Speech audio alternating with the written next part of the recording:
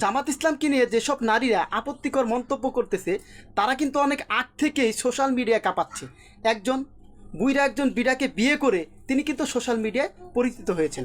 আর একজন প্রতি বছর তার সন্তানকে একটি করে পিতা উপহার দিয়ে তিনি ফেসবুকে আলোচনায় এসেছেন এবং তাদেরকে লক্ষ লক্ষ মানুষ ফলো করতেছে। দেখেন, এইসব নারীরাই জামাত ইসলামকে নিয়ে সমালোচনা করতেছে।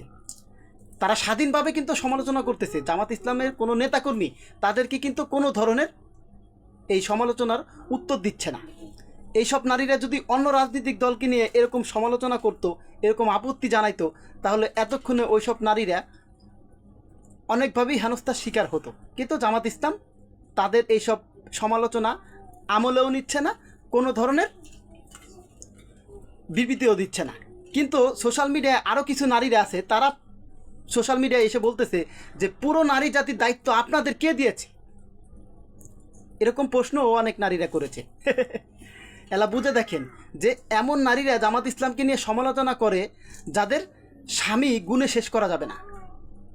তারা কখনো বাপের বয়সের চাইতেও 30-40 বছরের বুইরা বেড়াকে বিয়ে করে সম্পদের মালিক হয়। তারাই জামাত ইসলামকে নিয়ে সমালোচনা করতেছে। এটাই বাংলাদেশ। বোঝা যাচ্ছে জামাত ইসলাম সঠিক পথে আছে।